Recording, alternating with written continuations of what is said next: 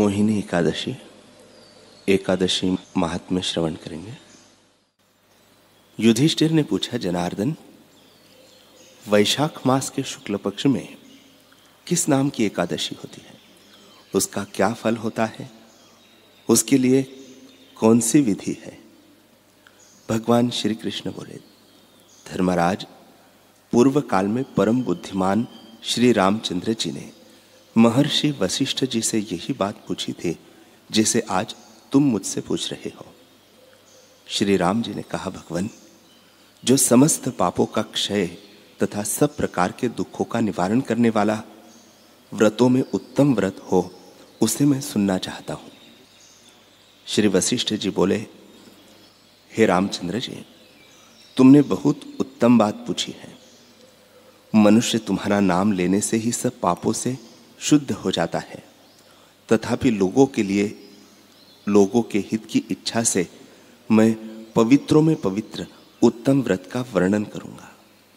वैशाख मास के शुक्ल पक्ष में जो एकादशी होती है उसका नाम मोहिनी है। वह सब पापों को हरने वाली और उत्तम है। उसके व्रत के प्रभाव से मनुष्य मोहजाल तथा पातक समूह से छुटकारा पा जाता है। सरस्वती नदी के रमणीय तट पर भद्रावती नाम की सुंदर नगरी है। वहां धृतिमान नामक राजा, जो चंद्र वंश में उत्पन्न और सत्य प्रतिज्ञ थे, राज्य करते थे। उसी नगर में एक वैश्य रहता था जो धन धान्य से परिपूर्ण और समृद्धशाली था। उसका नाम धनपाल। वह सदा पुण्य कर्म में ही लगा रहता था। दूसरों के लिए प्याऊ, कुआं, मठ, बगीचा, पोखरा और घर बनवाया करता था। भगवान विष्णु की भक्ति में उसका हार्दिक अनुराग था। वह सदा शांत रहता था। उसके 5 पुत्र थे, सुमना, द्युतिमान, मेधावी, सुकृत तथा धृष्टबुद्धि। धृष्टबुद्धि 5वां था। वह सदा बड़े बड़े पापों में ही संलग्न था। जुए आदि दुर्व्यसनों में उसकी बड़ी आसक्ति थी। वह वेश्याओं से मिलने के लिए लालायित रहता था। उसकी बुद्धि न तो देवताओं के पूजन में लगती थी और न पितरों तथा ब्राह्मणों के सत्कार में। वह दुष्टात्मा अन्याय के मार्ग पर चलकर पिता का धन बर्बाद किया करता था। एक दिन वह वेश्या के गले में बाह डाले चौराहे पर घूमता देखा गया। तब पिता ने उसे घर से निकाल दिया तथा बंधु बांधवों ने भी उसका परित्याग कर दिया।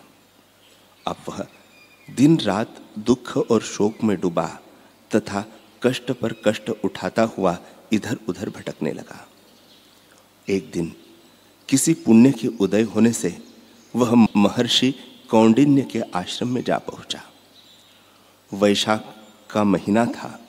तपोधन कौंडिन्य गंगा जी में स्नान करने को आए थे। धृष्ट बुद्धि शोक के भार से पीड़ित हो मुनिवर कौंडिन्य के पास गया और हाथ जोड़ सामने खड़ा होकर बोला, ब्राह्मण, द्विज श्रेष्ठ, मुझ पर दया करके कोई ऐसा व्रत बताइए जिसके पुण्य के प्रभाव से मेरी मुक्ति हो। कौंडिन्य बोले, वैशाख के शुक्ल पक्ष में मोहिनी नाम से प्रसिद्ध एकादशी का व्रत करो। मोहिनी के उपवास करने पर प्राणियों के अनेक जन्मों के किए हुए मेरु पर्वत जैसे पाप भी नष्ट हो जाते हैं।